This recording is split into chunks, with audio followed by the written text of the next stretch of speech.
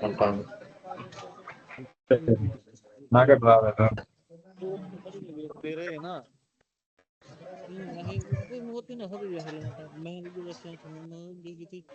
ये படம் வேற போகுது அதுல. Hello. Hello guys. Yes, sir. Hello guys. Please mute yourself. Okay, sir.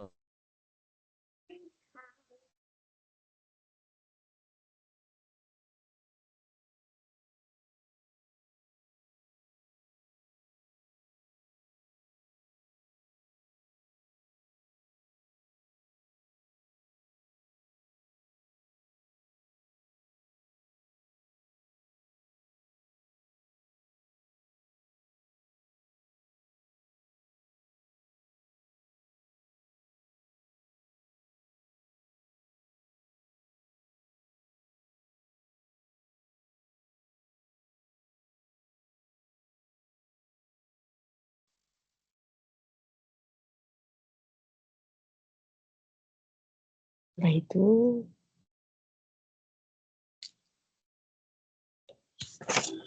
అన్నయ్య ఒకసారి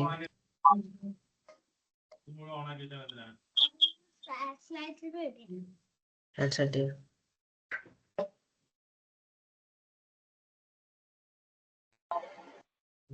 hello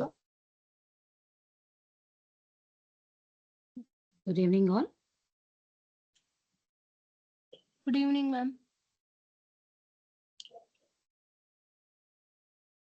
Good evening, ma'am.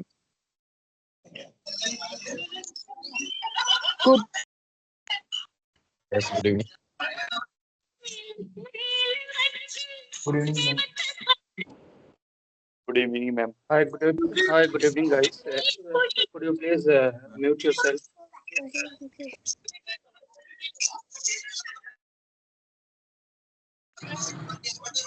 Good evening, ma'am.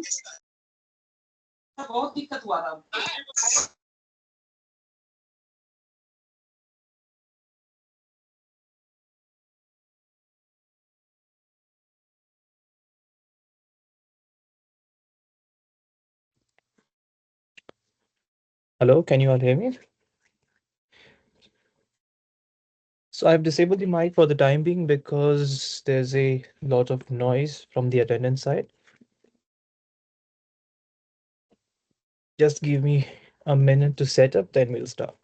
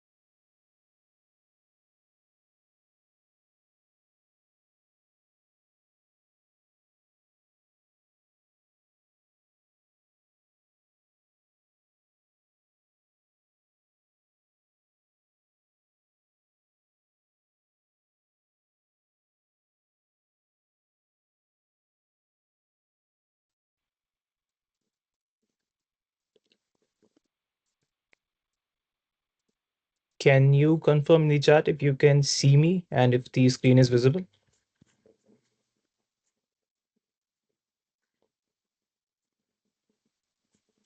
Okay. So let me first introduce myself. My name is Buruj. I'm a fourth year PhD student at IIT Delhi. My research is on graph machine learning, and I'll be your TA for this course, Data Analytics with Python. So the way we are structuring these sessions is that these are going to be practice sessions to supplement your lectures. So at the end of every week, you have these lectures where you get to practice essentially what you have done there. So in the first few lectures, there is a lot of confusion. For example, a lot of you, I can see your hands raised. So if you can maybe wait a minute and then we'll get started. The idea is that in every session, we'll have, for example, some of these practice questions that I'll pose to you. I'll give you some time to solve them. For example, 5 to 6 minutes. You can attempt them. You are free to refer your lectures or any material online, and then you can attempt it. After that time expires, then I will show you the solution and we can discuss any doubts that you may have.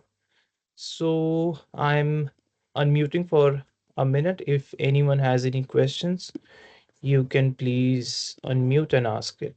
Give me a minute. Go ahead.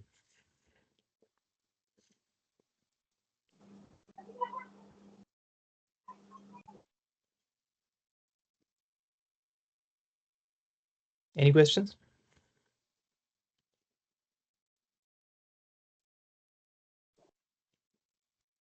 You can unmute.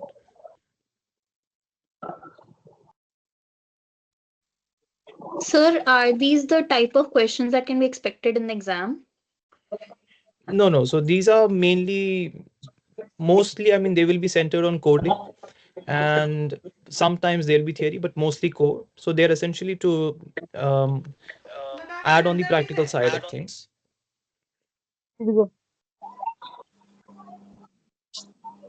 Okay, thank you. And the exam questions then will be objective type, would be they be MCQ or numeric?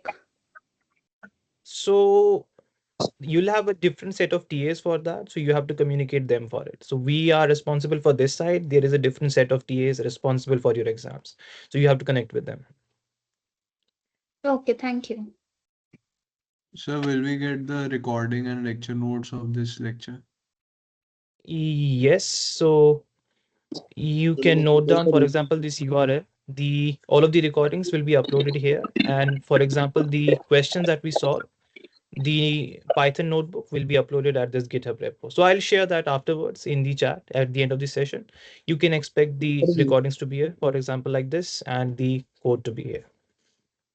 These are just for your practice, I mean, live sessions.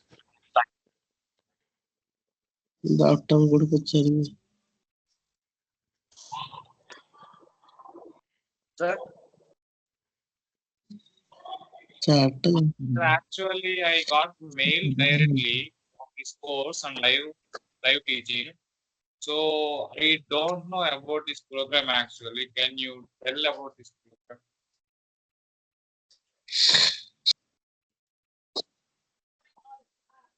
Any other questions? I see 10 raised hands. Hello, sir. Hello? Hello. Yeah, I can hear you.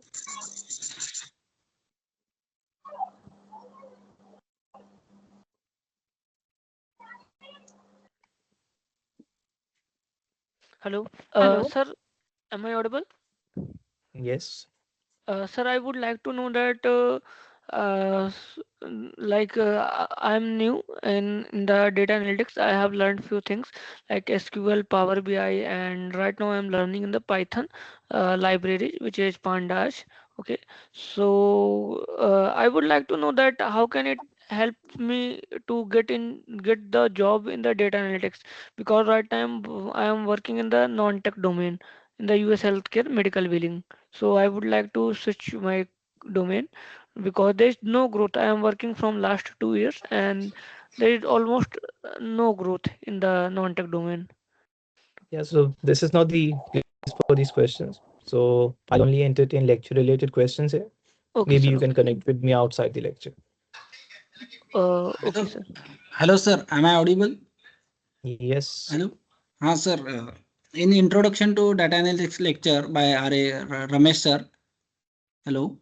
Yes, I can hear you. Yes, he has shown the installation process for Anaconda, but it's a version. It's a 3.3 version, 3 point something version.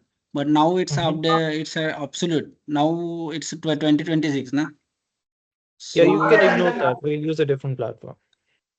so when I have downloaded Anaconda Navigator, but when I'm trying to launch the Jupyter notebook, it's not opening. Means it's not getting launched. Yeah, so you can ignore that part. I'll tell you what to use.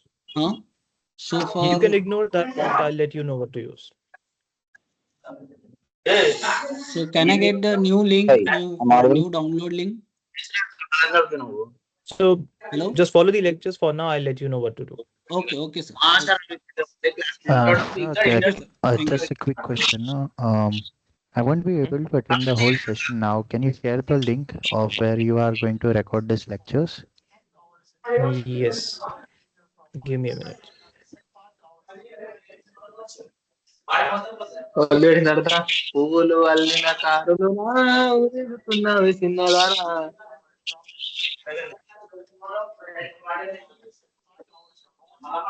Yeah. So the lectures will be on YouTube. The code will be on GitHub. So if anyone cannot, attend these sessions live, you can always go to these sessions.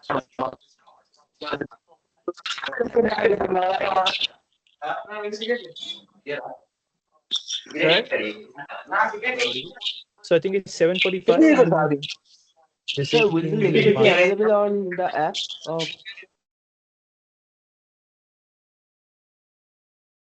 Yeah, so what time is it? 7:15 Delhi. Yeah, so I think we should start now. You can... No, this is not a doubt session. It is more of a practice session. So let me share my screen, okay?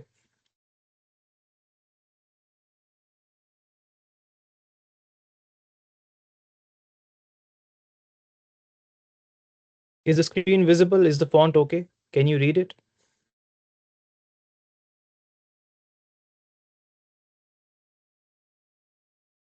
Okay.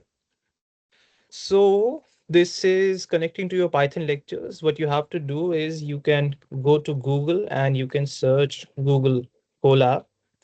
So what Google Colab is that it provides you a Jupyter notebook that is hosted on Google's side. So it does not use your machine to run your code. It uses Google's architecture.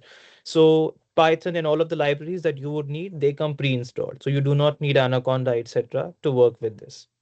So go to Google Colab and there you can start doing the questions. So we'll divide this lecture into two parts. We will do some practice questions on two different data sets. The first one will be Netflix titles and the second one will be California housing.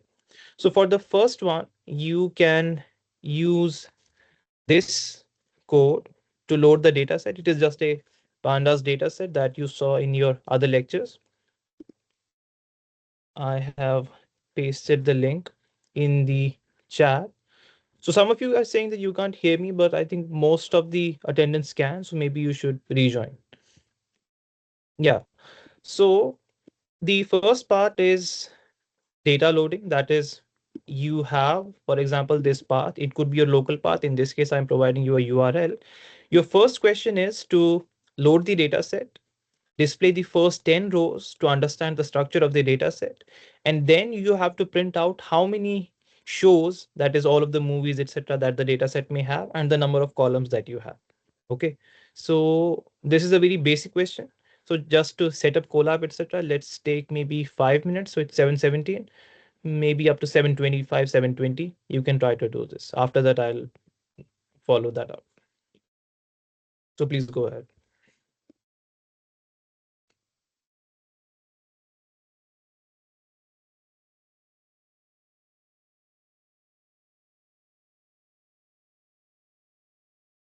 Meanwhile, if anyone has any questions, they can ask that.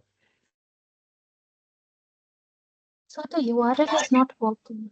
The URL for you sent us is not working. Could you please resend it? When you say it's not working, what does that mean? It says error 404. It is showing as an error. The Netflix path one. Let me try. Coming as not Copy. found, sir.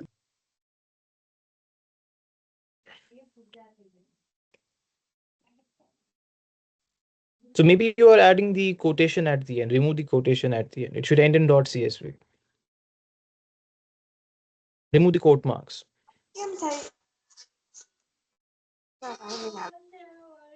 You should see something like this.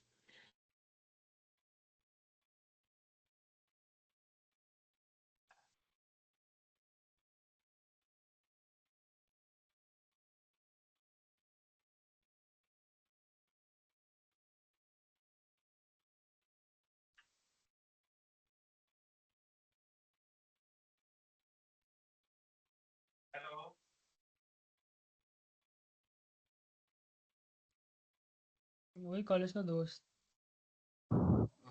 Good evening, वही sir. एक Am I meeting audible? करता तो वही जानकर ने बोला Yes, you are. Yeah. Actually, is this course for for even for beginners, those who doesn't have any background on the coding part? So you should be able to attend the live sessions if you go through the lecture. So I believe the professor did cover Python and pandas in the first two lectures. So I am assuming that you know that part. Nothing outside those lectures. Okay. Thank you.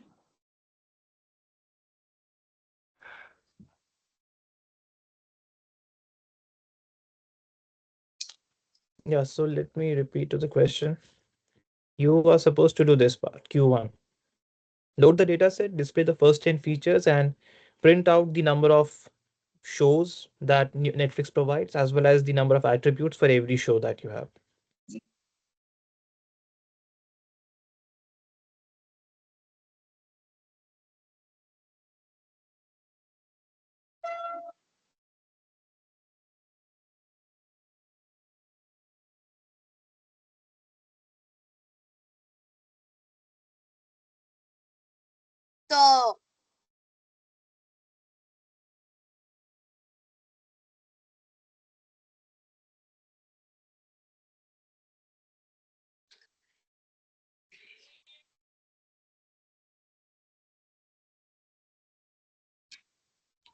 Hello sir, good evening sir. Good evening. My first question की मैं non technical background से हैं, क्या चलेगा sir? I mean, if you can attend the course, if you understand the course, then it's fine. As far, I mean, for my sessions, I'm saying. Classes Hey, sir can you basic paste से the start question होगी? on the chat, please? Hmm? Could you paste the question on the chat also? Couldn't see the Okay. So it may not render properly in the chat. So I hope that's fine. Good evening, sir. Yeah, good evening. Sir, what is the use of learning this data analytics with Python instead of using AI? So data analytics sort of falls inside AI. So AI encompasses all of these. So data analytics is a part of it. So data analytics is, that is, suppose you have data and you want to identify if there are any trends in that, any useful information in that. That is where you use data analytics. When you go for maybe by AI, you mean machine learning. That is more on the predictive side. That is, you want to make predictions. In data analytics, we don't do that much of prediction. This is more of an analysis side, as the name suggests. ML is more of the prediction side. It have reinforcement learning, etc. etc. Right. Zoom की तो बनी Zoom से नहीं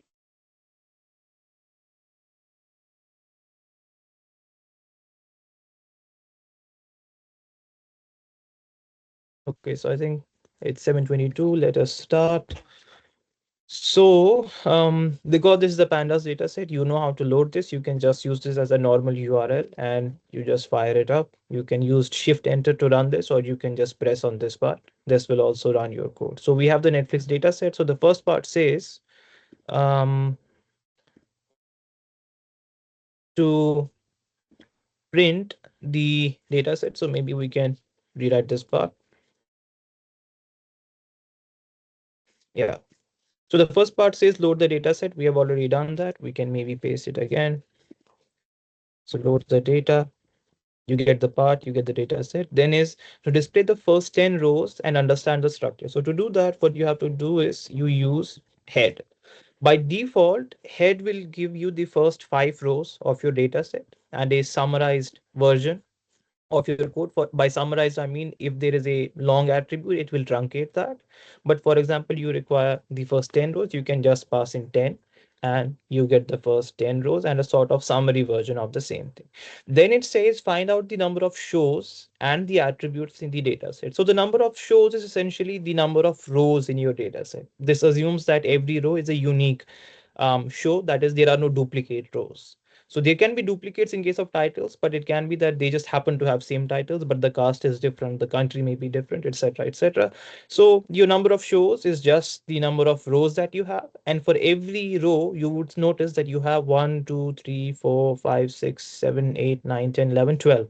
You have 12 attributes. So to print that, you can just utilize rows, comma, columns is equal to df.shape, Netflix df.shape, you print rows and columns. So you have 6,234 rows. That is, this is the number of shows, and every row has 12 attributes. You can write it in a better fashion. That is, there are rows, shows, and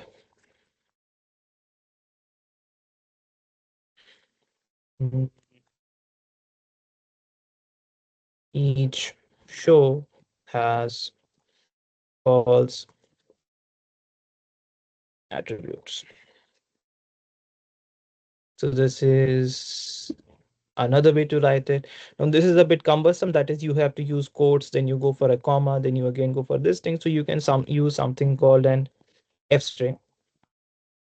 In f string, what you do is you precede your string by an f, and you have, if you have to use a variable, you can enclose it within brackets. So what does that mean?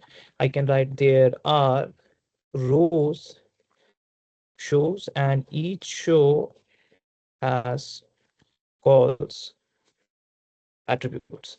So you would notice that I am not breaking my string. I am using a single string, but for any time that I want to use a variable, I am enclosing that in curly braces. So this works the same way. So there are 6, 2, 3, 4 shows, and each show has 12 attributes. Any questions with respect to that? Pretty easy.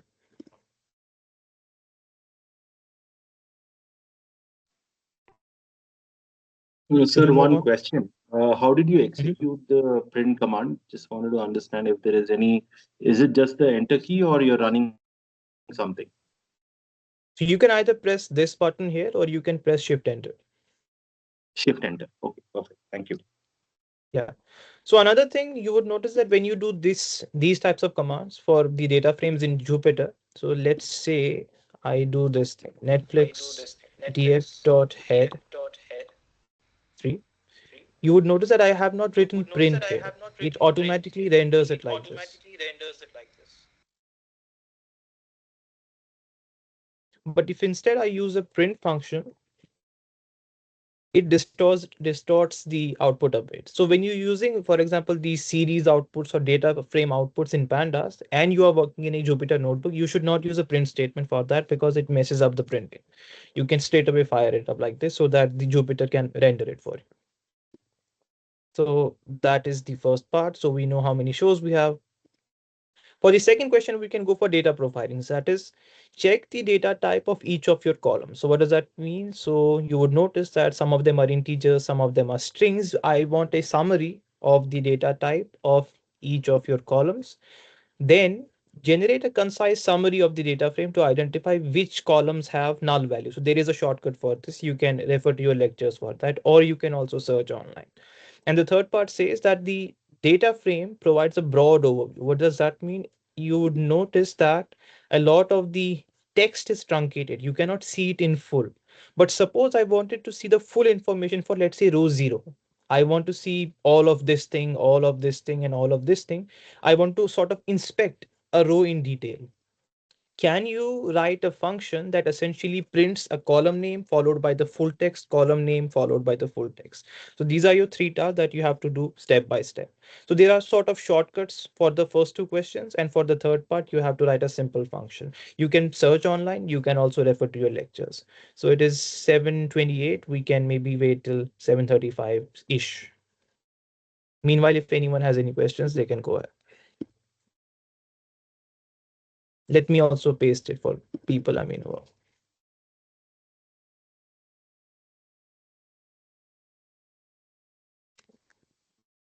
are. Excuse me, sir. Can you please tell us where we can find the recordings, because I am occupied somewhere else? So you can search this youtube.com/armagan_NPTEL. I can again paste it here. This is the channel for the NPTEL lectures. You will find it here. Link of the Sir, I channel. have a question. Link of the channel. Yes, go ahead. So what is the difference between this Google Colab and the Jupyter we are using in our course through It is Anaconda the same site? thing. So when you use Anaconda, you install it on your machine, that is on your laptop. It uses your hardware and you have to set it up yourself. That is all of the installation, etc. When you use Colab, you are essentially using Google's hardware. You're just going online. All you are using is your display and your keyboard. When you write a command, it is sent to Google. They execute it on their machine and they send the output back to your display. So you can just view it. So none of your hardware is being used. So it also, Sir, good it helps evening. us because. So Yes. is this the same person? No, sir. Sir, Oh, good evening, sir. Thank you, yes, good sir. evening. Yeah, thank you. Sir, I want to ask that if we work on Google Colab, so our data is in cloud storage, or in where it is stored? Because in It Jupyter uses Notebook, your, this uses your Google Drive. So when you save Google Colab, it will be saved in your Google Drive. You can search for it later. So another way to create a so Google Colab is, for example, like this. This is your Google Drive. You can press new, more, and you should see Google Collaboratory. Some people don't, some o- people do see this. okay, so I can do the practice on it, and it is like a Yes, yes, you can. Jupyter. Mhm. Exactly, Okay, okay. exactly. Yes. Hello, Thank sir. you, sir. Good evening.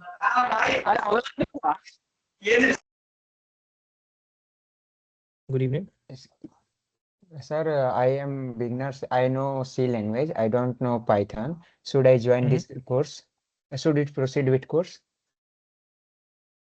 It depends how much time it will take you to get to Python, because I think the professor assumed that you know Python, because I think he just started with pandas. He did not explain anything. I believe he expects that you know Python.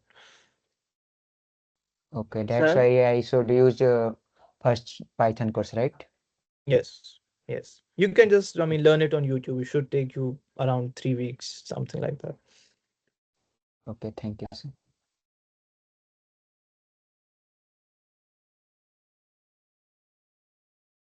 So Anu asked that she can only see the raw data. How to open this code window? So can you elaborate on this part? What do you mean by code window?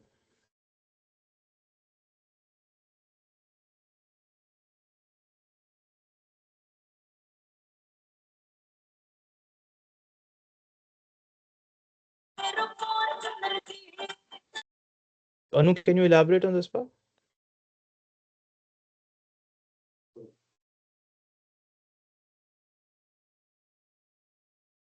Sir, Just a minute. Yeah, I'm answering Anu. So when you say okay. Netflix case study, do you mean Colab?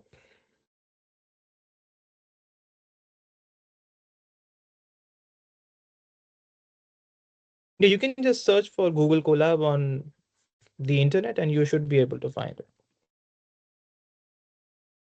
So you see this Google Colab, just go in there, create a new notebook, and then you can just use it as this. Sir, Google Colab has some limitation. You cannot run any program here more than sometimes. Does it?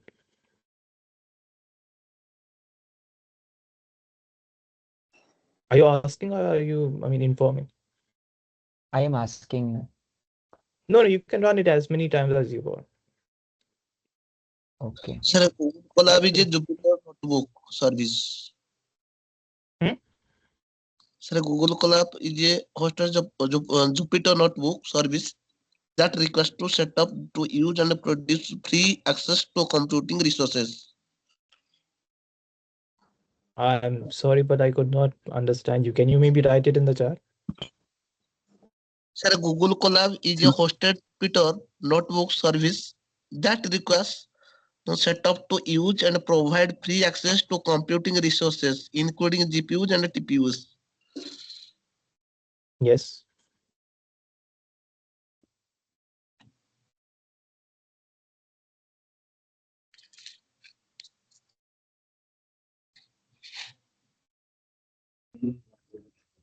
Sir, could you share this week Sir, one collab file that you are using for our reference? So this one, so once we go through all of the questions, I'll upload it here on GitHub. You can access it afterwards. Okay, okay. Thank you, sir. So on your side, you just have to practice. The solutions that I write, I'll share them with you. You can refer to them later. sir, how many kinds of data we can analyze using this data analytics with Python, like CSV, TSV, Excel, or some How other? many what? How many what? How many kinds of data files, like the Well, I don't know the CSV, number, but I think TSV? pretty much anything should work. JSON, TSV, CSV, anything that, you can, if you can create a data frame out of it, that works. Sir, can we connect this with the real database? Which thing? Sir, sorry. Can we convert what? Can I connect this data analytics with Python, like a Jupyter notebook with a database? I think you should be able to do it. Just search online. That is, I have so and so data set. I want to connect it to Colab. How should I do it? Okay. So for people using VS Code, there's nothing wrong with using VS Code. You just have to set it up manually. So it's 7:35. Maybe we can go ahead. Let me mute you for the time being.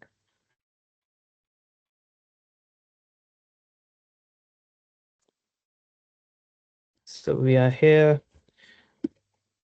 We're saying we want to check the data type of each of the columns. So we can just write Netflix underscore df dot e types, and you would notice that it just says your type column is an object, your title column is an object, your country is an object, your release year is an integer. So when it says an object, it essentially means it is most likely a string.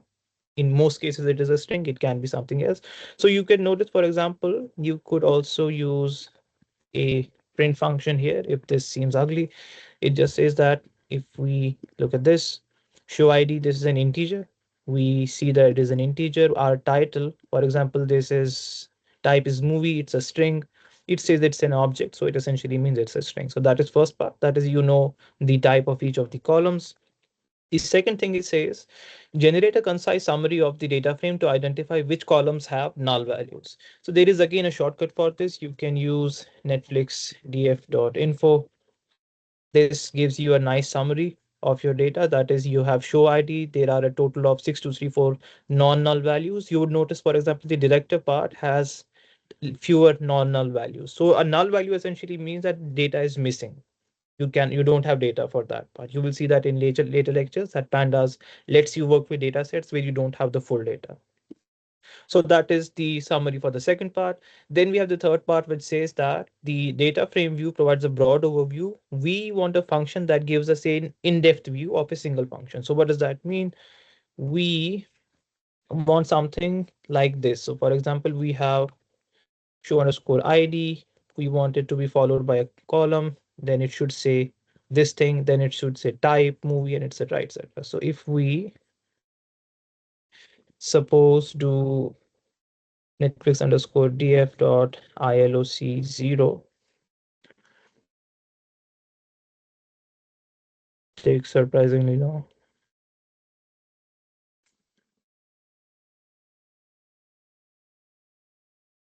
Yeah, so this is one way to do it. That is, you just take the ID and you can get this thing. Type this. Once again, if you print it, you can again get this thing, but you would notice that we are still getting truncated information. Okay. If we even do it like this, we are not getting the full information. So we want to print it out explicitly. So what do? We iterate over the column names. Then we print the column name followed by its value. So how do we do this? We have for column in Netflix underscore df dot columns. If we, for example, just print the column, we will get something like this: show ID, type, director, so on. So we just print the rest of the part. So what do we have? We have the column. Now we want to print the value. Our value will be Netflix underscore df dot ILOC. Let us say we want to print for row 0. We just need to pass the column here. And suppose we comment this part out for now. We have print value. You would notice that we get this thing. So let us print these two things together. So we have the column, we have the value. We can do this. We have our column, colon, we have our value. We do this, we have show ID, this thing, type, this thing, norm, and now we can see the full cast. For example, these many people have worked here. In description, these many people have worked here. And if we want to be fancy, we can just pad this part. So what does that mean? Suppose like this. So what this thing does is it adds padding to this. That is, I want every string in this part to take 15 spaces. And this arrow here, for example, I mean, this thing, it says I want it to be left aligned. So I'm taking 15 spaces from this part to this part, and everything is left aligned. I can also make it right aligned for easy viewing. So we get something like this. But suppose now we have done it for row number 0. Now, if I want to do it for row number 10, I have to copy paste the whole thing again. So if we go for row number 10, we get something like this. But we don't want to repeat ourselves. So there is a concept in coding which is called DRY, dry. Do not repeat yourself. So what we do is we create a function out of this. We say define inspect column. All we need is the row ID. So we can say RID. So you can just ignore this part for now. So we have our row ID. We take the row ID, we pass it here, RID, and we print it and we return. We don't do anything else. So if we try to run it here, for example, in this part, we say inspect column, let's say row number 0, we get this thing. If we want to say, let's say row number 100, we again get this thing. So we can use it any number of times. Just pass in the row ID, it lets us see the full picture at any point in time. Any questions?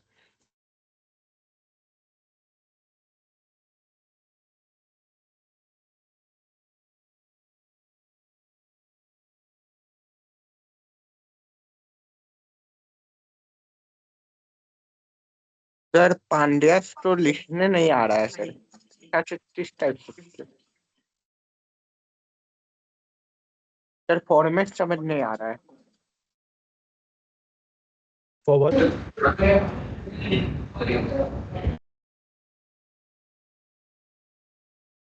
Sir, can you please explain the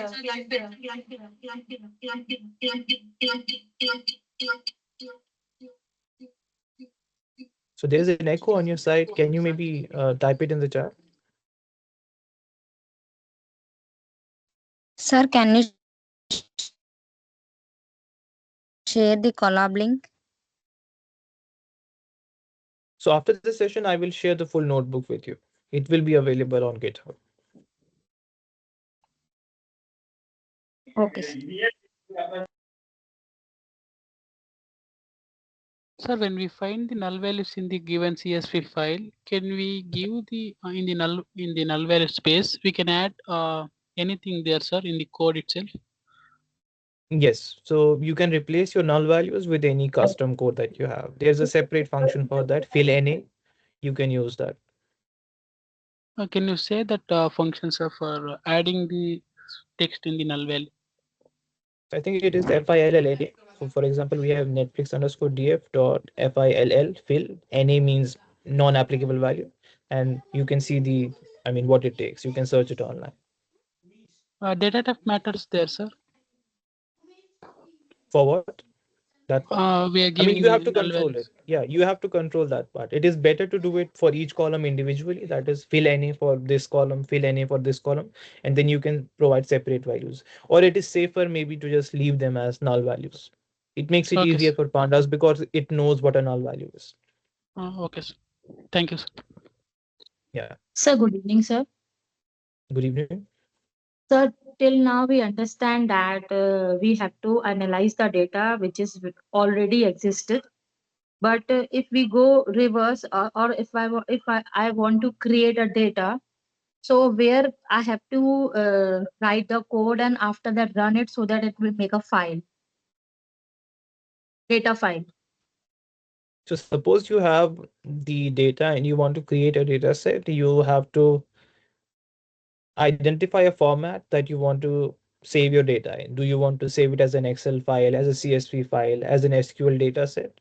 Then you just go there and you have to just manually enter that part. That is it. And So for for example, example, Mhm. excuse me, sir, actually I have seen that application is also like coded like a Python.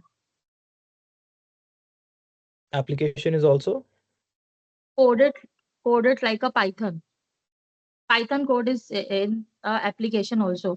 If I want to create any application, so where I have to write the code and after that run it so that it make a application for me. App. So do you want to create a data set or you want to create an application? I'm I not want to create clear I on. want to create an application so that I have to run it. So Mhm. I want where I have to run that code so that it will make the application for me, sir. And what will that application do? It like game application, like game application and like educational application. It will be like this. So that goes into app development essentially. So if you want to create an app, you have to learn app development. You can do it in Python or you can shift to other languages as well. But Python is also do the work of translator, and it's like interpreter, so it can do for me, sir. Yes, you can create an app using Python, as I said. So for example, you use pandas here to work with data frames. There are different files, Django, etc., that help you create applications in Python. Okay, sir. Sir, after I make a code. I already Mhm. create a code, but I don't understand where I have to where I have to run that code so that my application it's created. So when you say an application, you mean something like the things you see on Play Store that people download and use? Yes, yes. Yeah, so that goes into app development. That's a different thing. Okay, sir. Okay, sir. Thank you Yeah, so much, sir. yes, you can just search that app development and you can learn there. Okay, okay. Thank you, sir. Okay. Any other questions? Can we move on? We are at 8, where are we? 7:47. So Sir, what are those essential topics I need to learn in this data analytics with Python? whatever the professor teaches. I mean, important one. Instead of learning all the stuff. Well, just mail him that you're teaching this thing. There are some things that I don't find important. Can I skip those? Not like that, sir. Sir, in the code, we have seen the null values and the duplicate values. Can you remove those things in the code, sir? I mean, in the CSV file, sir? Yes, you can use drop any. Drop any essentially drops any row that has any null value, then you can control it. That is drop any which has even a single any value, or drop any that has all any values, that is the whole row is empty. So you get control there. Then you essentially have a cleaner data set. But in some cases that can remove a lot of data, because suppose you have an entire row, only one thing was missing, you dropped the whole row, and you can have a lot of such rows. So you can even half or one third your data set if you do that. It's better to impute data. Impute essentially means to fill it with some substitute value. Thank you. Okay, so we have 1, 2, 3. We have a lot to cover. Now the next question is, you want to create a smaller data frame called titles info, which only includes the title, the type, the release year, and the rating. We had 12 columns. We only want these 1, 2, 3, 4 columns. And in those 4 columns, can you please display the last 10 rows, not the first 10 rows? Pretty easy. This is just for your practice.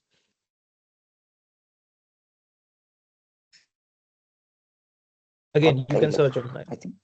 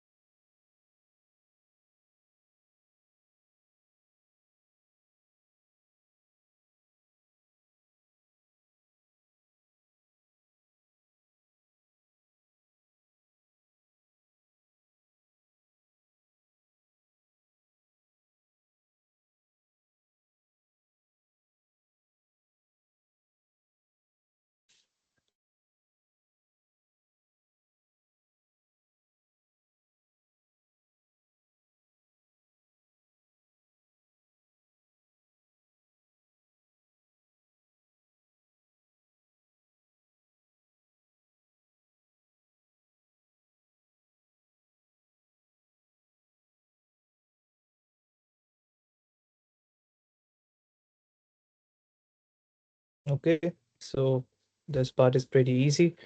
You just have to provide it a list of columns that you want to filter. You can do it separately. For example, you can say my columns is this thing. I want the title, type, release year, and ratings, and you just slice your data frame in this direction by supplying the list. So you get this new list, and the way you used head, you can just use tail, and you can pass in 10, and you have these last 10 rows. So that part is pretty easy. We go to the next part, which is slicing and indexing. So I want you to use ilog to select the first 10 rows and the first 5 columns of your data set. Once you do that, use log, not ilog, just log, LOC, to extract the title and country for the rows with index labels 100 and 105, both inclusive. That is 100 should be there, 105 should also be there. And finally, use indexing to find the very last title in your data set. You can use either indexing method.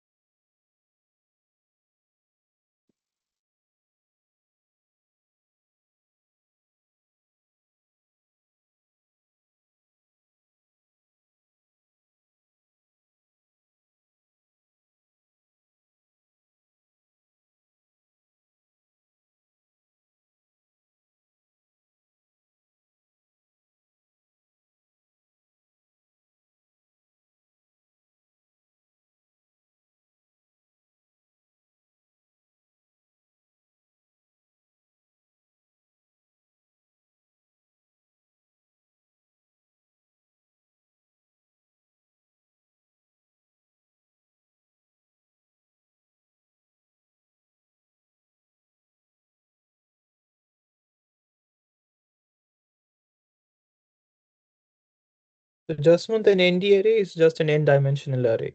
It's a short form for a NumPy array.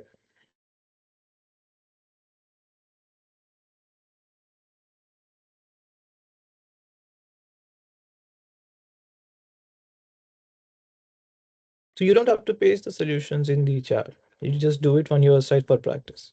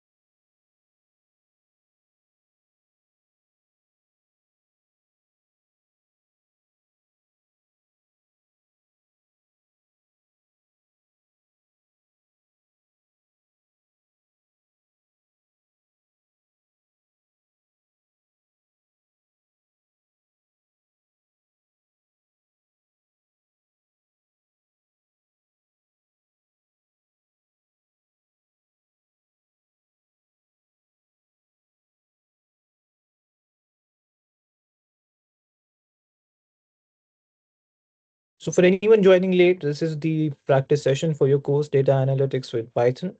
The idea here is to cover the practical side of things. That is, whatever you study in class, can you practically apply it in code? Sometimes we can also do theoretical questions.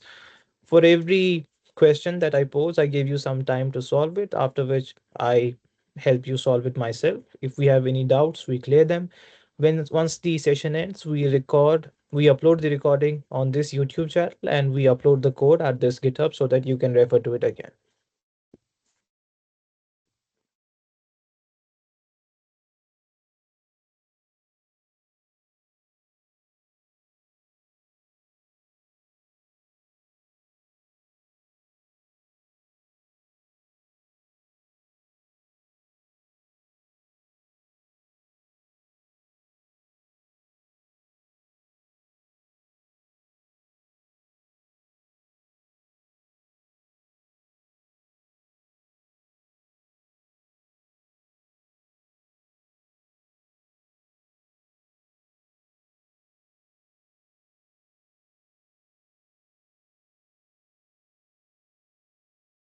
So let me actually.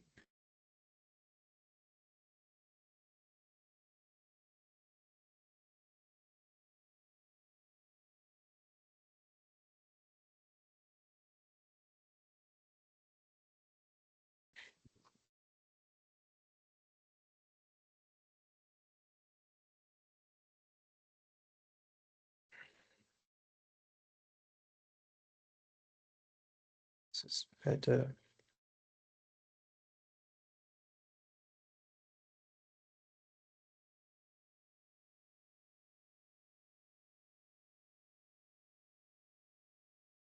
So can you confirm which screen you're seeing at the moment? Do you see a web browser that is a search browser, or do you see my Colab notebook? I'm just setting up a different screen so that I can parallelly view your chart.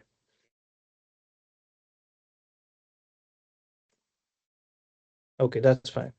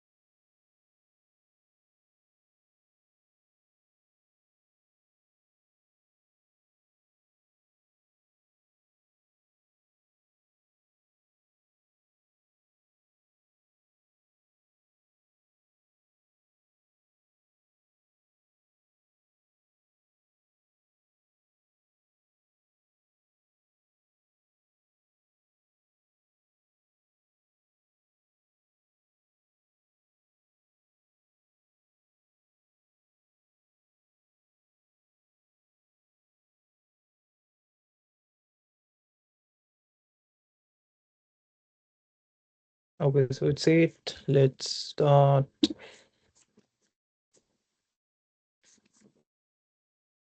So the first part says to use iLog. So we have our data set Netflix underscore DF. We want to use iLog and we want to index the first 10 rows. So we can do it like this. That is from 0 up to 10. And the first index, the first slice is for rows. The second slice is for columns. You can say 0 to 5. Now in Python, you can omit the 0. The 0 is default. So you can just say that give me the first 10 rows and the first 10, I mean, the first 10 rows and the first 5 columns. So that is using iLog. So someone asked, what is the difference between iLock and lock? We'll see that in a minute. So iLock is essentially integer location. So you would notice that you have these separate numbers on the left side that do not have a column name. So this essentially becomes your index. Now in this case, your index and your row number is essentially the same thing, but you can have something like this. So suppose we have new df is equal to Netflix df dot set index show id new df dot head. So you would notice here that we have set one of our columns as our index. So this can very much happen. Suppose you have house data, you can create house numbers like this. You have student data, you can set their roll numbers or registration numbers as the index. So in this case, the iLock and lock make a difference. So suppose I ask you to get me this guy. ID is equal to this, get me the row for this person. So how would you do it? Suppose I ask you to do it using iLock. iLock is essentially saying, give me the index that is a row number. So the row number here is 3, that is 0, 1, 2. I want row 2. You cannot get row 2 using the ID. So iLock is not that useful in this case. In this case, you would use lock, that is location. Location matches the exact thing that you pass in the index. So if I say new df dot loc id, it will give me this location. So it has picked up this ID and it tries to match it in the index. But if I try to do ILOC, it will throw an error because it is trying to look for row number this, and we don't have these many rows. So that is the difference between iLock and lock. iLock essentially says, give me the row number. LOC says, whatever index you are using, give me the index that you want to find. I hope that clarifies the difference between iLock and lock. So this was our first part, that is to use ILOC. The second part says use LOC to extract the title and country for rows with index labels. For rows with index labels 100 to 105. Okay. So in this case, again, we could use iLock here, but suppose some numbers were jumped, or let's say we started from 100, it is better to use LOC in this case. So we have part B. We have Netflix underscore df dot loc. And what do we want? We want 100 to 105. And you could do it here. You can also do it here. You would get, what do we want? Title and country. Yeah. So we have 100, 101, 2, 3, 4, 5. We have title, we have country. You would also notice that because iLock is an exact match, 105 is also included. If you use integer lock, for example, if you do ILOC 100 to 105, this is Python style indexing. It will give you 100, 101, 102, 103, 104. It will not give you 105 because Python stops one step before the last index in case of slicing. But LOC is not slicing essentially, it is exact matching. So 105 is also included in your output here. So this is a key difference that you have to remember in lock versus iLock. So we have the second part.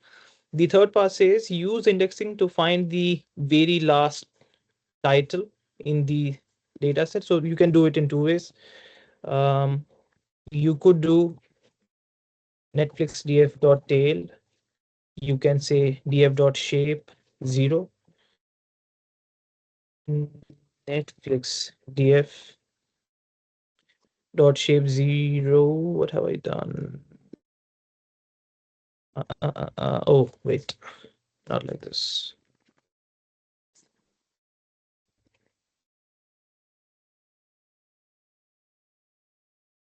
Single position indeed out of bounds.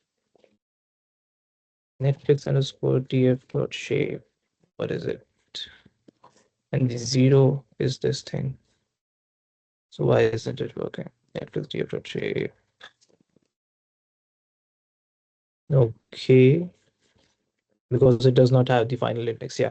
So this is one way to do it. That is, you identify the index essentially of your last row. Now, because indexing starts from 0 rather than 1, you have to subtract 1. So this is one way to get it.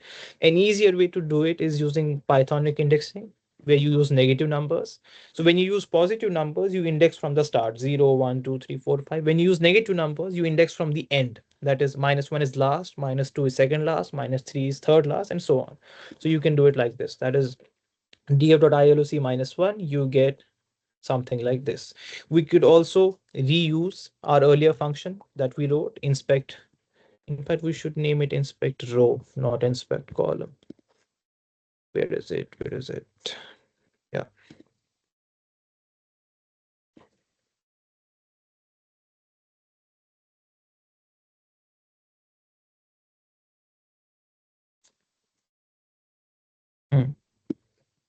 So we have inspect row, we pass the last column, and we have our last data. So we have these three parts. Any questions?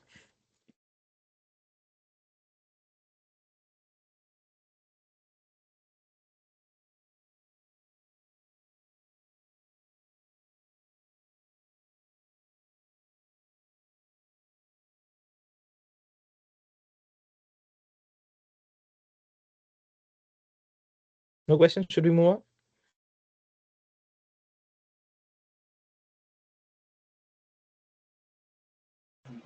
Sir, what is the difference between round brackets and square brackets? What does it represent? So in Python, when you call a function, you use round brackets. When you index, that is, you want to extract something, you use square brackets most of the time.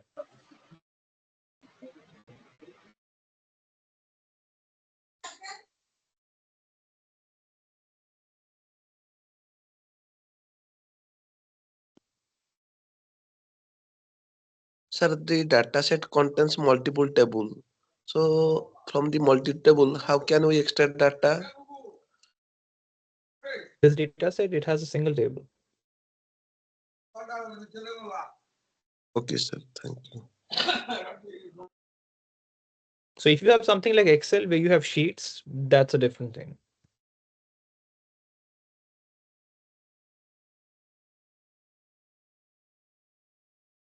Can you again tell the last one? Which one?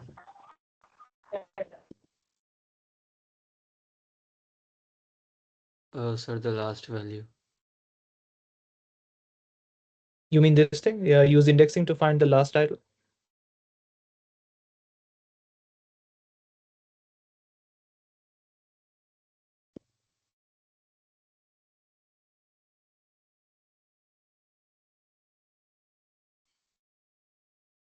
Sir, I would like to know, I have little bit confusion, like indexing and the another one is ILOC and LOC. Like there's little bit confusion between, like I think both are the same, but what's the like difference, key difference?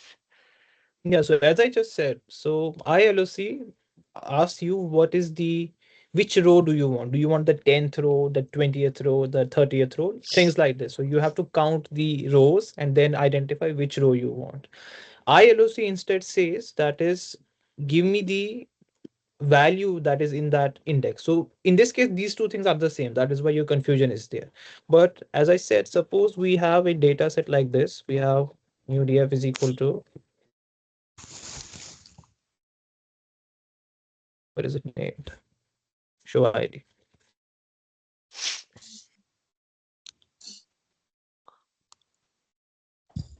So you will notice in this case that the indices are not 0, 1, 2, 3, 4, 5. So in this case, if I try new df.iloc0, you will notice that it is giving me this, the first one, 81145628. This is not Yes, sir. 0, this is a something else, right? But if I Yes, sir. try to do LOC, it will probably give me an error because because there is no 0 in the show IDs.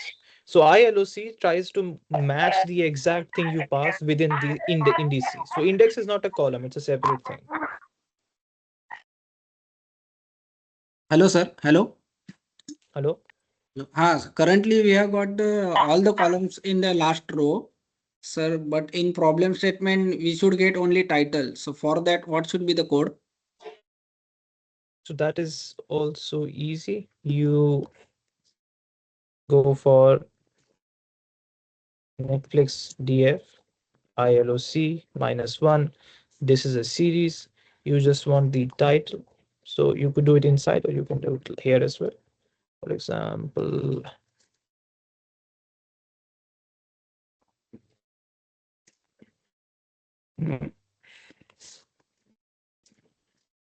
like this, friends. Okay, thank you, sir. So for the person asking the difference between LOC and ILOC, is that clear or is it still Yes, sir. confusing? It's clear. And sir, Okay. I would like to know that on the every Sunday we will have class like practice class like this. Yes. So again, if you want to join it live, you can join it live. If you want to watch it on YouTube, you can watch it on YouTube. Okay, sir. So Sir, what time is it? Yeah, go on.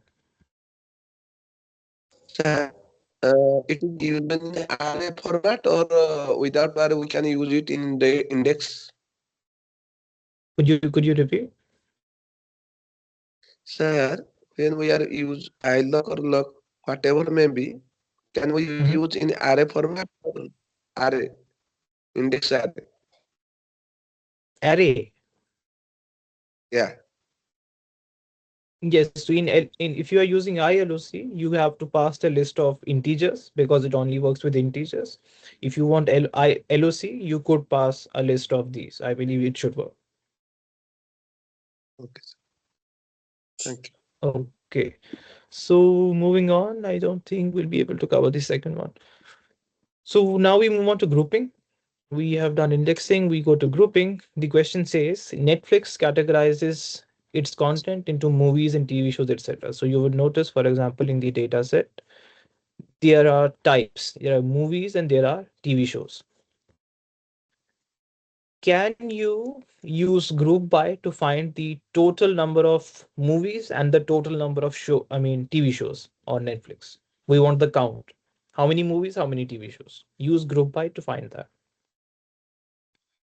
Yes, sir. We need to use the group by function and aggregated function for formulas in the Yeah, you find just have grouping.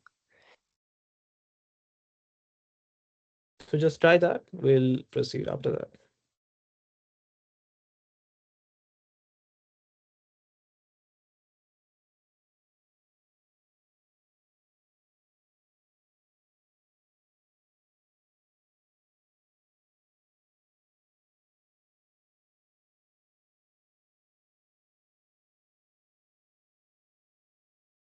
So for anyone who may be struggling with these problems, that is, it doesn't click directly which function or which attribute to use. It's a general tip for coding, that is, you should know that this thing exists. That is, I can group data, I can isolate data, I can index data, things like that. In coding, you should know that something can be done. How to do it, you can then search for that at the moment. You can do a Google search. Today you even have LLMs. So it is more important to know that you can do it, something exists to do it. But if you don't remember it, that's fine. The muscle memory develops over time. I mean, for example, if I stop using pandas, let's say for a year, I will also forget how to use group by, etc., etc. But if I know that I can group, I can just search it and then apply it.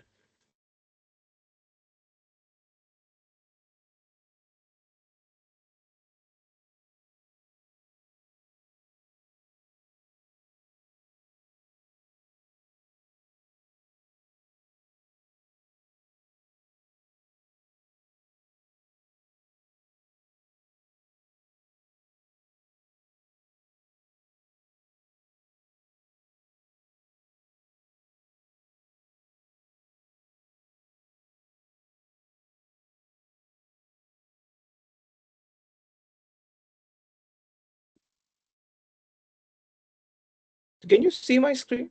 Can someone confirm? I can still see people complaining about that.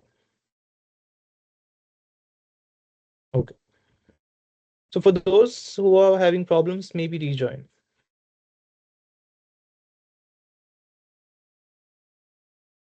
And for people joining late, yes, we'll upload the recordings and you will have the code on GitHub. So you don't have to take any screenshot, etc.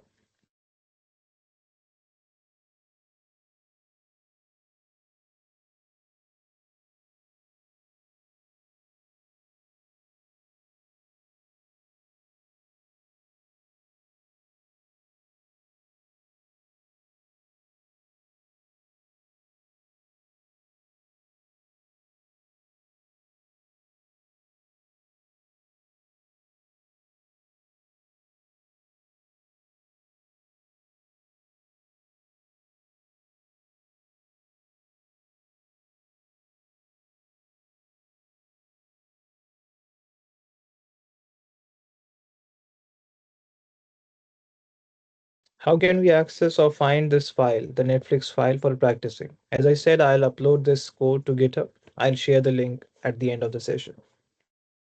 Or maybe I can, in case anyone is leaving, I can share it again.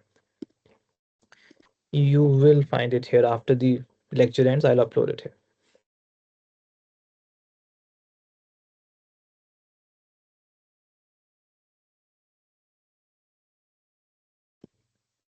How to watch on YouTube. There is a channel on YouTube. We'll upload it here.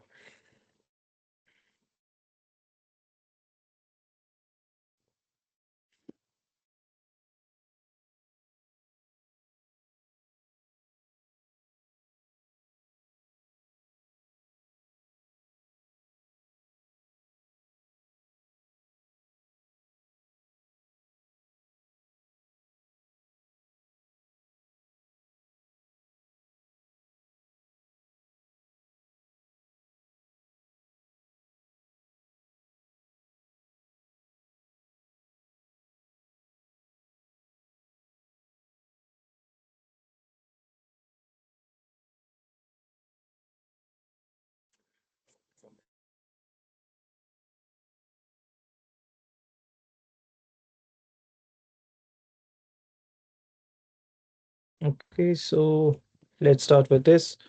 So the idea is that we have a lot of these movies, TV shows, etc., etc. We want to group the movies and we want to group the TV show. So our group by function will do it for us. So we can just do group by, and we want to group by type. Okay, so this does not give us anything. You would notice that it says it's a group by object. At the moment you don't see anything.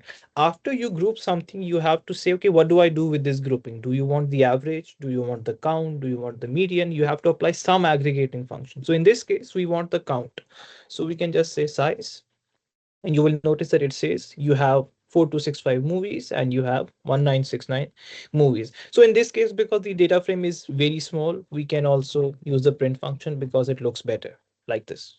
So we have 4265 movies, 1969 TV shows in the entire data set. So if we extend this problem, suppose we have group data by both release year as well as type. That is, suppose we have our data set like this. So we have movies, movies, movies. It can happen, let's say that 100 movies were released, let's say in 2000, and 50 TV shows were also released in 2000. At the moment, we are only grouping all of the movies together, all of the TV shows together. We want to first, let's say, group by the year, and within the year, we can then group the number of movies and the number of TV shows. So yearly. So I would like you to group the data by both of these things and then calculate the same thing. That is, how many movies in this year, how many TV shows in this year. And then, the last part, maybe I can show you what I mean by flattening it out, but maybe you can just do the first two things first. Pretty easy, just the same thing as above.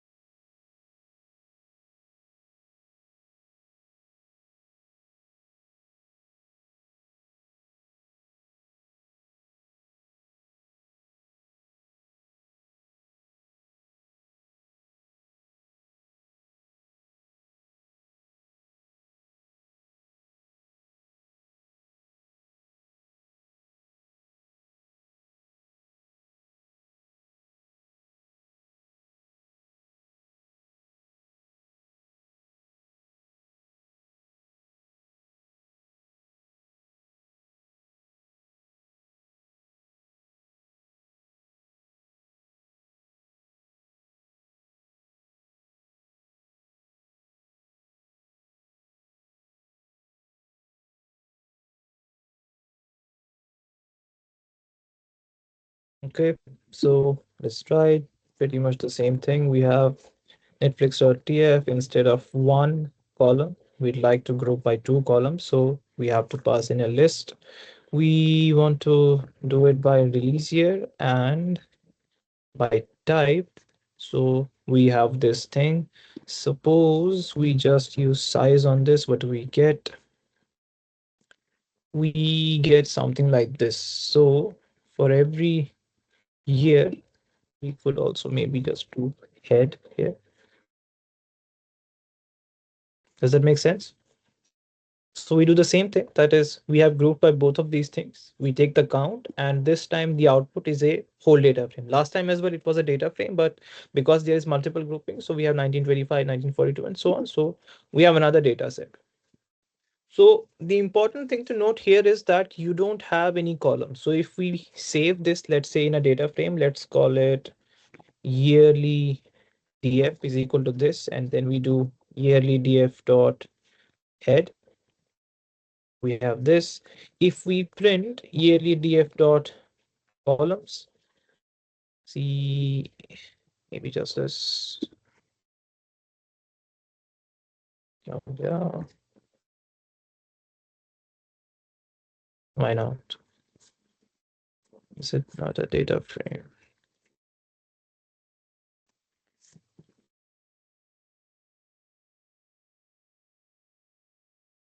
Series. Okay.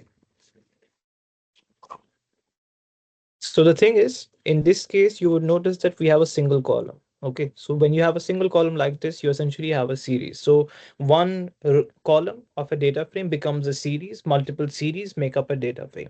So this happens because every time you group by something, you are essentially creating an index out of it. That is 1925 is one index value.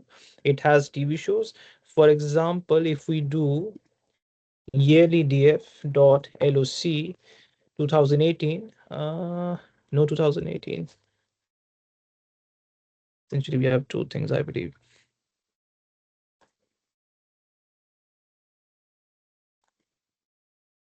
(2018, TV) shows something like this.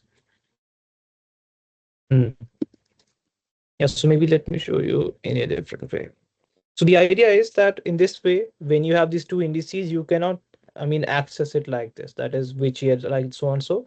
So what we want to do is we want to flatten this data set so that we have a separate index at the right side. So the way you do it is you say yearly df dot reset index, and then you can say, you can do it in place or you can just do it like this. And if we now do the head, we get this. So release year becomes its own column, type becomes its own column, and this essentially becomes the count. We can replace this as well. For example, if we do something like this, show id, and then you do this, you can do this. Or if we let it be like that, we just need to rename this thing. So how do you do it? Rename column in pandas.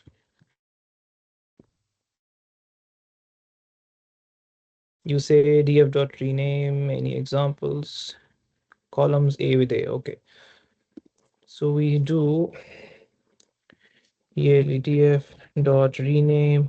We want to rename 0 with, let's say, count, and this becomes our new yearly df, and we say yearly df dot head. And what did we do? We created a new index. You have to rename A with A, B with C.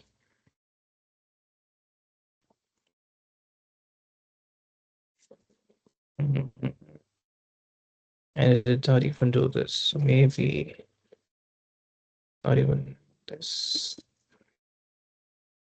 So what are my columns?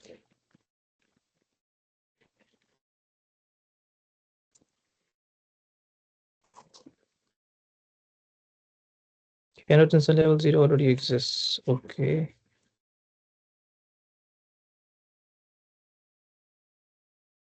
Daily df dot columns. So this is an integer. That's a problem.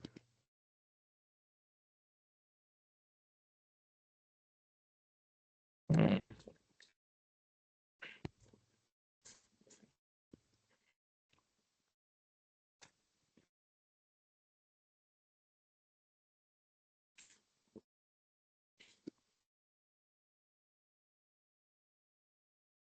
Let's try this.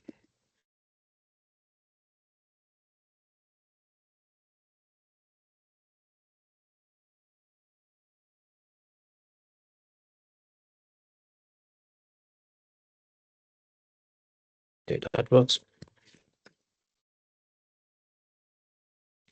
We did not save it.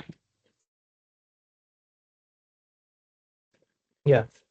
So what we have now is this, and in this case, we can use LOC, or we could, I mean, we could leave that as well. So ELEDF, ELEDF uh, release year is equal to 2018. We have nothing here, 1925.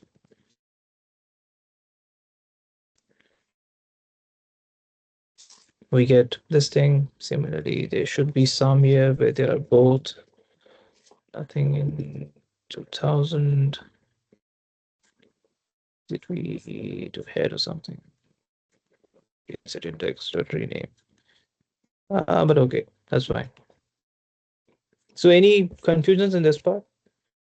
Why we need to flatten the group thing?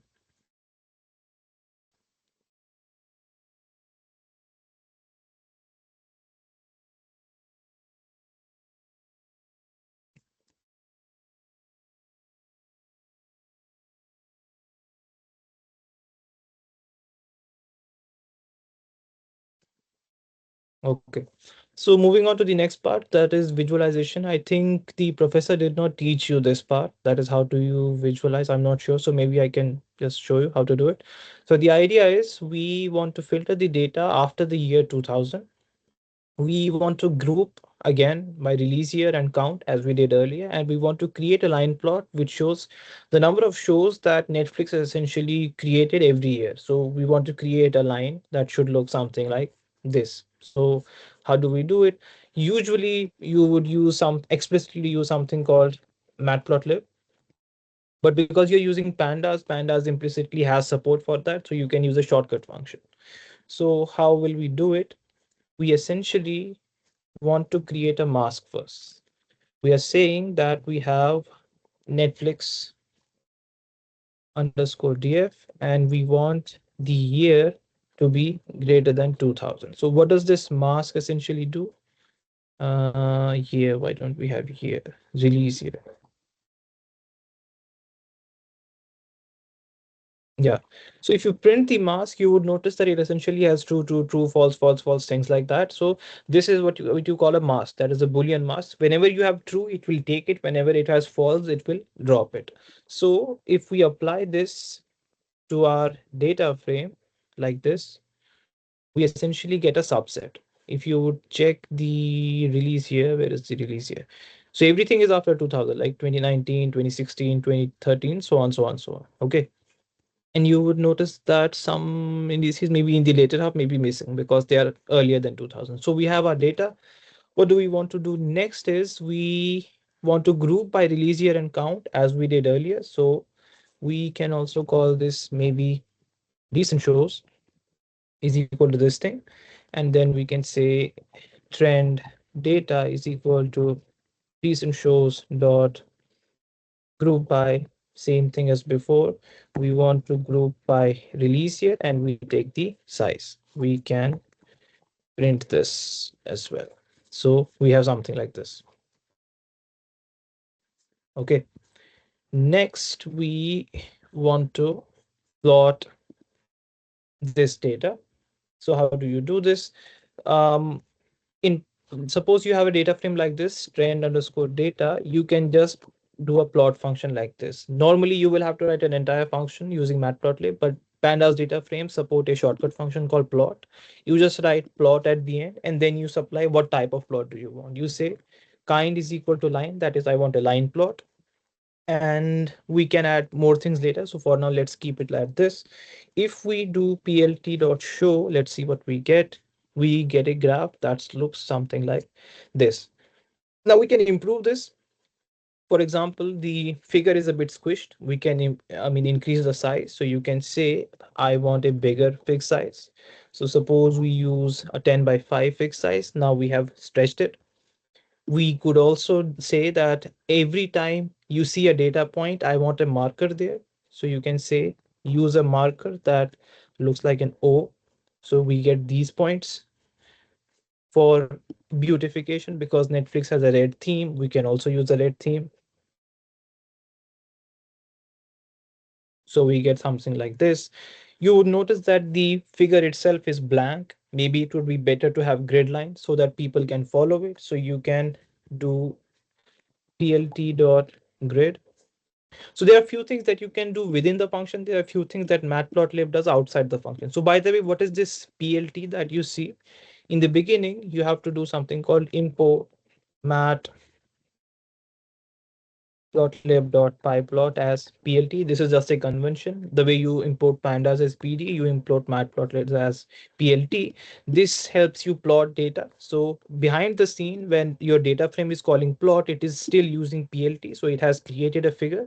And after that, when you do this plt.grade, plt.show, it is essentially connected to your earlier call to matplotlib. So if we run it like this, what we have is we have our data, we have the markers at the individual points, and I think everything looks okay. We also have the release here. We can add a few more things. For example, we can have some title, etc. Like plt.title can say Netflix content releases 2001 to present. We get a data. On this side as well, we can say plt.xlabel is the release year. plt.ylabel can be the count, or we can say number of shows. Okay, so things like this, we have a grid. Now the final thing that we want to improve is these grid lines are created automatically by matplotlib. You would notice that you have a grid at 2012.5, 2015, 2017.5. So these are at half years, so not at 2017, not at 2018, at the middle. We would rather like it to be at the yearly count, or even better, if we look at our release years, we would like to use these years as the grid lines. So how do you do this? You essentially want to create something called your own ticks, Ticks. So these things that you notice, so this text 2002, 2005, these are called your X ticks. The thing that you see below the ticks, that is the label. So this is X label, this is X ticks, this is Y label, this is Y ticks, and this is your title. So you want to set your own X ticks essentially. Okay. So in our case, we would like to have our own years. So our years can be Netflix DF. We can use our release year. We want to use our mask from earlier, and we want to identify the unique years. So if we print this out, these are the unique years that we have. Now notice we could have some skip years as well. That is why rather than typing it out ourselves, we are using this. You would also notice that these are not in sorted order. You have 2019 followed by 16, then 13, then 17. So this will mess this thing up. These have to be in order. So you just have to sort it. So you use np. So you would also notice that this is a numpy array. So you can just sort it, np.sort this thing, and you get years, and we can print the years. So we have this thing. So if we precede our code by this, we can just pass plt.xticks is equal to years. And now you would notice that 2001, 2002, 2003, you have a grid line for every year that you have. Now this has also congested our data. So you have two options. You can either rotate your xticks, that is one option, or we can use our years by yearly. That is 2000 followed by 2002 followed by 2004. We can skip each year. So the way to do it is just to use Python slicing. So for example, we have our years like this. If you do something like this, two colons follows by two, it essentially says take every second value. If I use three, it means take every third value. So when we pass our ticks, we can just say use every second value, and this is the perfect plot for us. We have our data, the years aligned with the grid lines. We have used a red theme, and we have a number of shows versus the release year. You would notice that Netflix has been around for quite a while, like early 2000, but it shot around 2015, and then you would notice something like this. And you would also say what nonsense is this. For example, around 2020, why is there a dip? Shouldn't this keep on increasing? The thing is that our data is probably up to 2026. So we have Netflix DF um, release year dot max. If we try this, so our final year is 2020. So the data set was recorded in 2020. So it does not contain all the titles in 2020. That is why you see a sharp decline at this point. So any questions related to this?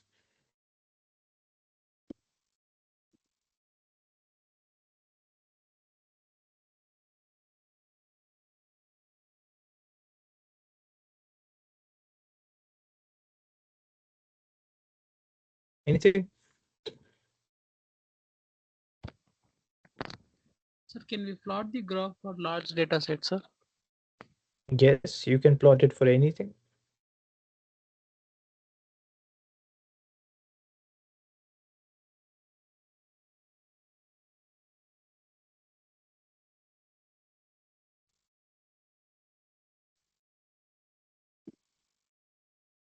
Please tell Sir, us about.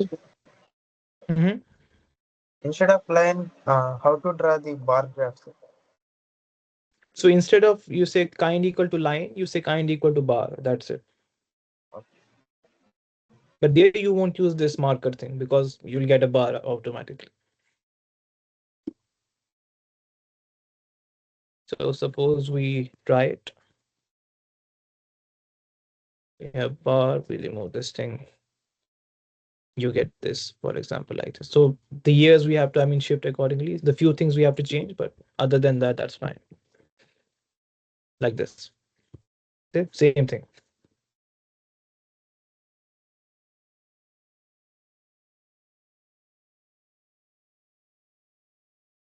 What's the difference between Matplotlib and Seaborn? So Seaborn is a newer library compared to Matplotlib. So it creates more aesthetically pleasing plots compared to Matplotlib, but you lose a bit of control there. So it is good to start with, Matplotlib. Once you're comfortable with that, then you can go into Seaborn, and there is even a better library than Seaborn called Plotly.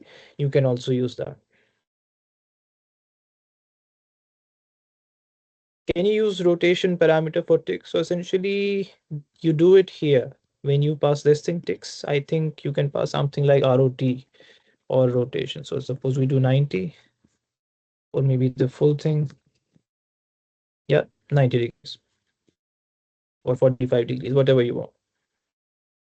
So these things, as I said, even I don't remember these. You just have to search it on the go. I want to rotate it, just search online how to rotate it, and so on.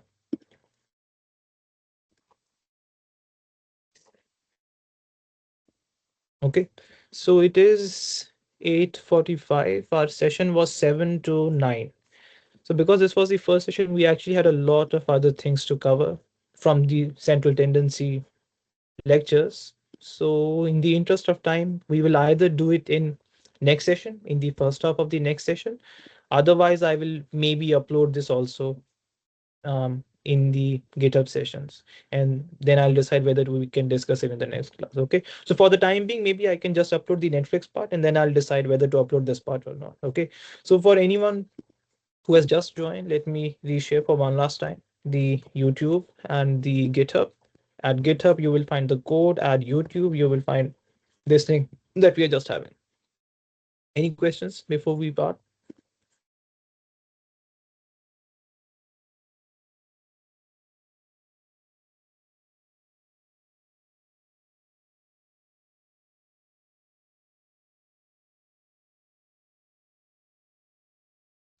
No?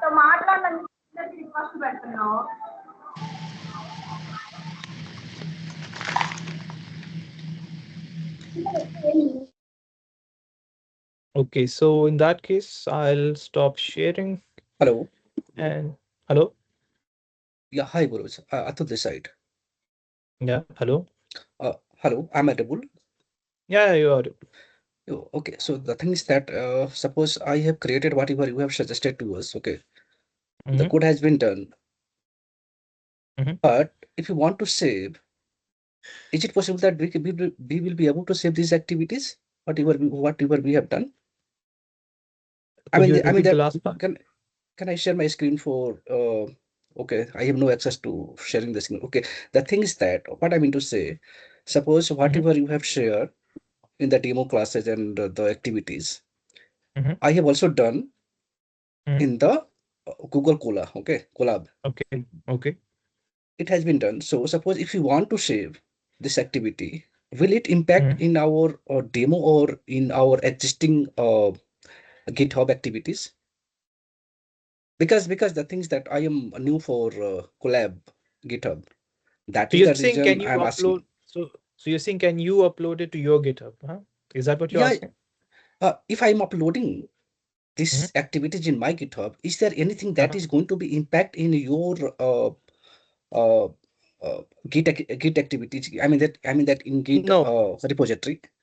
No. No. Oh, okay. So the Thank you. thing is, the way GitHub works is, so suppose this GitHub thing, it's a public repository. You can go here essentially, and you can do. So there are two ways to download a GitHub repo. You can either download a Are you zip sharing? file. I'm sorry for interrupting. Are you sharing your screen? Yeah, let me share my screen. Thank you for that. Because I know that most of the I mean that guys maybe that they were facing the same issue, because this is the same thing, because we were most of the people were done their activities, because I'm from the technical background, so I was using the Visual Studio as well as Panda is there, right? And I mean that notebook repository, notebook is there, right? So maybe that most of the people have done their activity with their own conventional way, right? That is the reason most of the people were not able to open the. This was the first time it took. I mean that it took around 10 minutes to open the activities, and after that maybe that I was some confusing that okay, because you began to speak in some speed manner. I mean that speed, that is the things I was. It took some time to getting the conventional way. Okay, it's fine. Yeah, please go ahead. Okay. Because we were not aware that you were going to start with I mean that collab, Git collab, I mean that Yeah, understood. Google collab. Understood. That is the So reason. this happens every time in the first lecture. So that's fine. Okay. Thank you. Yeah. Please tell me. Yeah. So I was saying, so we have Excuse me. status. So just a minute, let me finish this GitHub part, then I can maybe join you. So let us. Okay, you can see my screen, right? Sure. I'm able to see your screen. Yeah. Yeah. So suppose you have this GitHub repo. So there are two ways you can download it. You can just go here and download zip. This gives you all of the files. Or if you are accustomed to using GitHub, you can just clone the GitHub using this git clone this part. Once you clone this, and suppose you even make any changes to that, you cannot push it directly to my repo because I am the owner. So you cannot, alter it. So you can safely use it. Another way to use it is to something called forking a GitHub repo. So when you fork a repo, you essentially create a clone of the repo on your own. Branching. Yeah. Correct. Yeah. Yeah. So not exactly a branch, but fine. Yeah. So if Similar you to fork branch. Yeah. Similar to branch. Yeah. So for others listening, you can either fork it, and once you fork it, essentially creates a duplicate, but that's now lives on a separate line. You can occasionally sync it with my repo to do that. So people usually do it for, open source development. That is, suppose I was developing a software and you want to contribute. You can fork this repo. You can introduce your own code, and then you can raise something called a pull request. You can ask me, hey, I have done something. Can you merge my repo into your own repo? So that is what GitHub is actually made for, but it can also be used for hosting data. So, hosting code. So just generally for the rest of it. So Okay, someone great. else had a Thank you. question. Yeah, thank you. Thanks a lot. Yeah. Excuse me. Yeah. Yeah, go ahead. Yes, sir. Siddharth Gupta this side. So, can you please share one time YouTube link? My chat is disabled, so I'm not able to see on the screen. Can you see the screen now? Yes. Wait for 1 minute. So, yeah.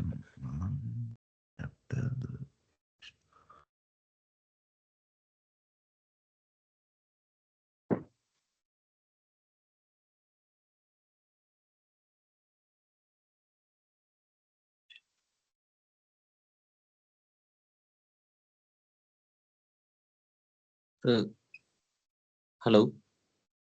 Hello? Can I ask one question? Yeah, go ahead. Uh, uh, can't we create these visualization graphs through Visual Studio Code, like as you did it on Google Colab?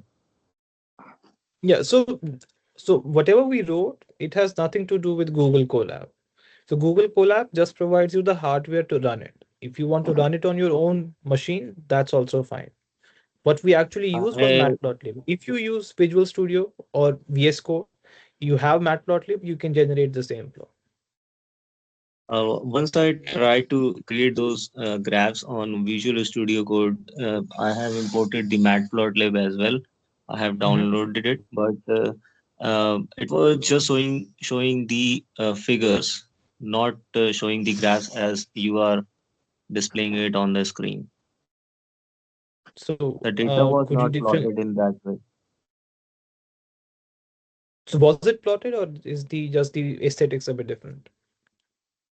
Just few the axes were given and the figures were mentioned there in the terminal, but in such way the data was not being shown.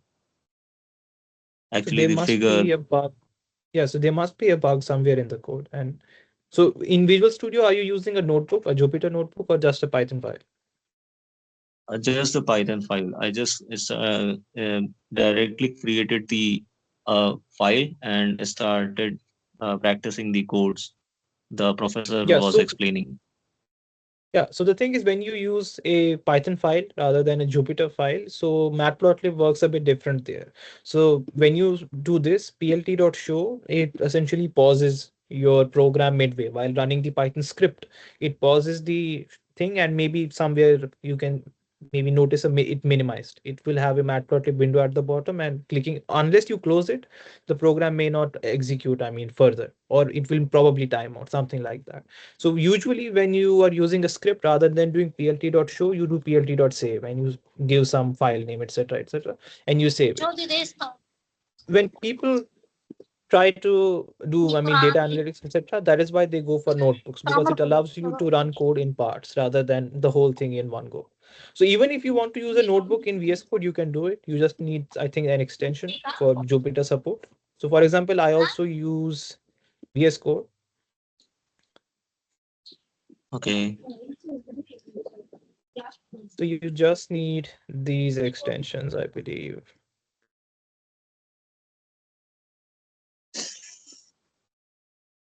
Sir, bye. This Jupyter. So once you నేను have మా these, ఇద్దరు you can కంప run a Jupyter notebook. Okay. మామూలు చెప్పుకుంటుంటే Okay. Thank you. Thank you. I will just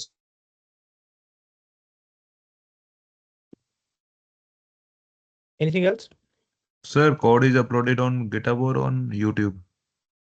So YouTube has this recording of this live session. GitHub has the code, the Colab node. Not right now, I'll upload it. Okay, sir. Thank you. Excuse me, sir. Mhm. Sir, I have a question which is not related to these topics. Sir, Mhm. I got a mail. There is a class on 27th January. Sir, Mhm. you know anything about it? No. Sir, it included session 2. So, sir, I think this is for the week 2. So I mean, what's the question? So Sir, you 27th, know you have any? a session. Yes, sir, 6 to 8 p.m., sir.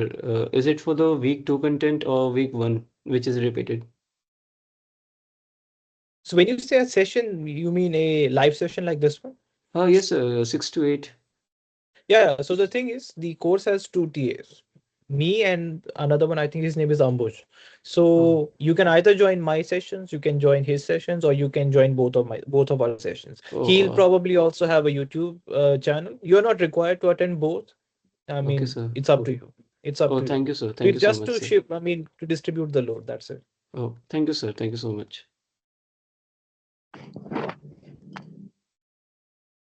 Hello, Sir, I sir. am using Jupyter Hello, sir. Notebook in Python.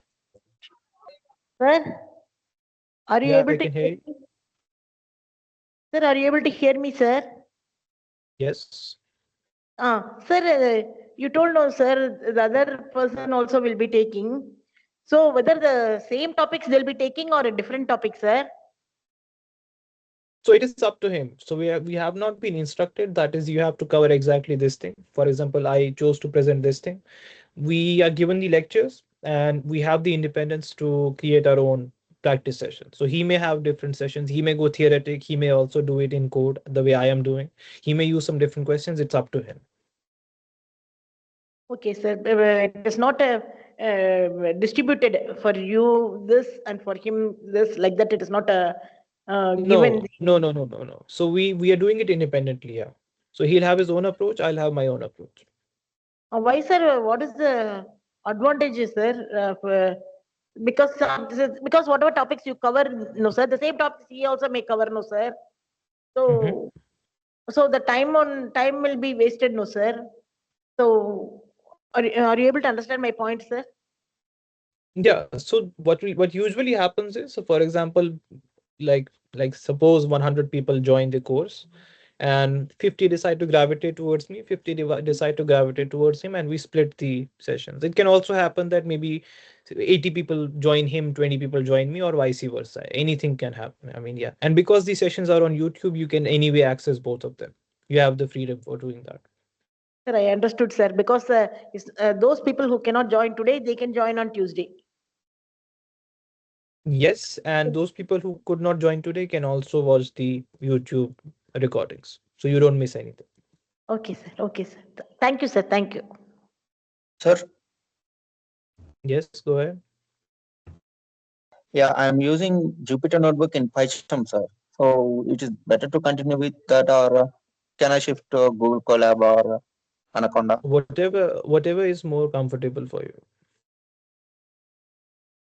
Sir, is the class over, or like is this a doubt session, or is the class still going on?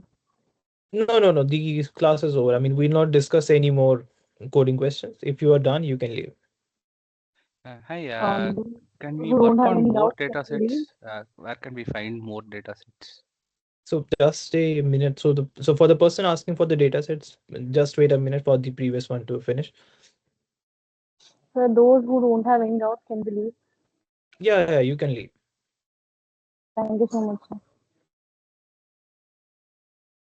So could you please tell me which extension am I supposed to install in my VS Code? So just search Python. It will be from Microsoft. When you install Python, it will install Python along with 3-4 more extensions that are required. After that, search Jupyter, and again, Jupyter will probably install 3 extensions along with it. You only need these 2. That's it. Python and Jupyter. Yeah, actually, I have opened the window, and here the multiple extension the VS Code is showing to me with the Jupyter key map, Jupyter slideshow, Yeah. So let me cell show tab. you. So you have to install I think first when we this. try to open the .ipynb file, it guides you upon what extensions needs to be installed. Yes, that can also be done. So when you try to do it, it will auto install if you just allow. So one thing is, I mean, if want to do it manually, you install Python, it will install all of these debugger, environment, etc., etc. So you just install this master extension. Similarly for Jupyter, just install this Jupyter. It will install these things: tags, key maps, renderer, etc. It will do that itself. It's a package. Thank you. Sir, I have a question, sir. Mhm. Sir, whatever programs I execute in Colab, If I want to retrieve, what I should do, sir? Retrieve as in? No, those programs, whatever I have executed, if I want those programs to be viewed, is it possible, sir? Viewed by whom? In Collab, whatever programs I execute in Collab. No, I mean, when you say view it, what do you mean? You mean once you close it, how do you read? I mean, how do you view it again? Is that what you're asking? If I close it, sir, then tomorrow I wanted those programs again to view. Yeah. So the thing is, probably there are two ways to do it. You either do it on Google Drive, as I said, that is, you create a proper folder and there you create your Google Drive so you know where to access them via Google Drive.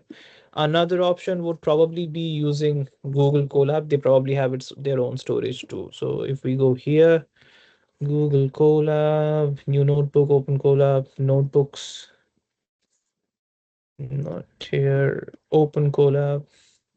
Yeah, so you see, open Colab, it shows your previous notebooks too. I would recommend that you do it using Google Drive so you know exactly where things are. Also, sir, where can we find the meeting recording for this lecture? On YouTube. Could you please share the link of the channel?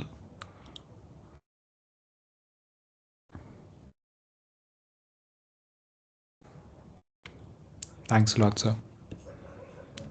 You're welcome. Hi, I just asked about the data sets. If you can Yeah. find any other data sets. Yeah, if you could find any other data sets. So you can Yeah, just go to Kaggle. Kaggle is a platform that people use for doing data analysis, etc. So it has competitions, people post their models. You can go into the datasets tab. So for example, here, and you will find a bunch of things here. For example, like T20 World Cup match datasets, etc. You can search pretty much anything. Okay, thanks. Yeah. Sir, will you share your email ID, sir? Give me a minute. If we have any doubts, we will write to you, sir.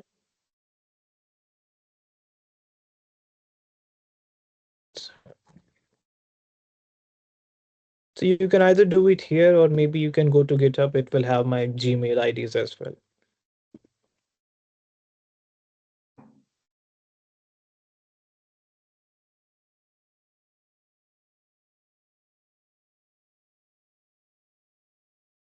Hello. Hello. Sir, participation is mandatory. Like we In need the to live attend all the sessions? sessions, or for the uh, like for assessment and for assignments and for that examination, we need to attend all the sessions, or we can do on our own also. So for the live sessions, I'm not quite sure because since we are recording, I think it should be fine if you just watch the YouTube recordings as well. But maybe you should. I mean, I don't think how would they know whether you attended the session or not, right? So probably not. Yeah. Okay. Still, I mean, if you want, I mean, for your satisfaction, you can just ask them whether anything is required. I don't think that is required because anyway, there are two people, I mean, handling it. So how would you know? So you're free to join live. You're free to watch on YouTube. It's up to you. Okay. Thank you.